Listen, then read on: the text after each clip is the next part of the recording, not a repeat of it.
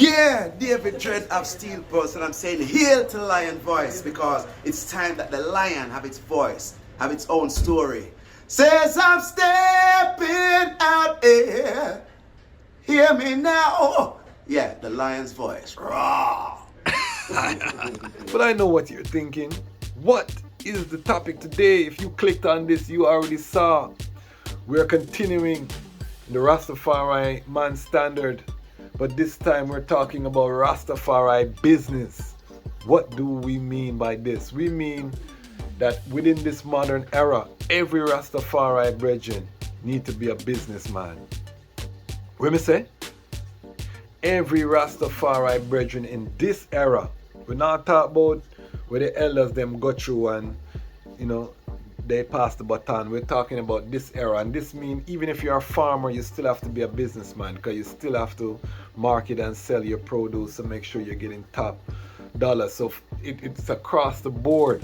And I'm going to read a little excerpt from His Majesty's speech on economic development that he gave in New York City to the Council of Foreign Relations. And everybody who know who the Council of Foreign Relations knows who them man there is, if you don't know, dig deep and you'll see who he was addressing. But these are the principles in the Rastafari. We're establishing a new standard. So you see I'm building an ecosystem in front of your eyes. So anything I come and tell my brethren is things that I'm doing myself. Because we're not going to come up here and talk about things that are theoretical. Those times are done. So what am I talking about Rastafari business? The thing I want to talk about in particular for this episode is the importance of having a business plan. I'm an entrepreneur. You may know I am founder, CEO of Jamaica Music Conference. We've established a family company, Highly Bansu Unlimited, that all of this content that you see is registered under that company. The Dejazmatch Kwasi brand, all of that is being run through Highly Bansu Unlimited. So I'm a businessman, and what we are saying as a man, if you look at the Rastafari man standard, economic development was one of the main pillars in that standard. Poverty is not a badge of honor, and we want to make that very clear. Our father, His Imperial Majesty Emperor Haile Selassie, was not a poor man.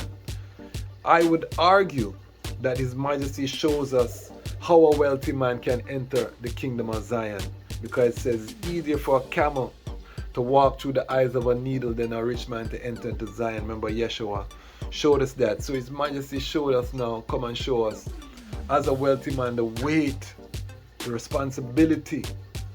But it can be done. But if you want to have that wealth, there's a commensurate responsibility, and I will weigh any world leader's accomplishments against His Majesty. All of the naysayers in the comments that like to backchat His Majesty, drop your world leader and his accomplishments, and let's size them up against Kadamawi Haile Selassie I and see who is who round here. King of all kings, conquering lion of the tribe of Judah without apology. We love that. But that being said, to the subject, any endeavor that I am involved with right now on earth has to have a business plan. Lion Voice.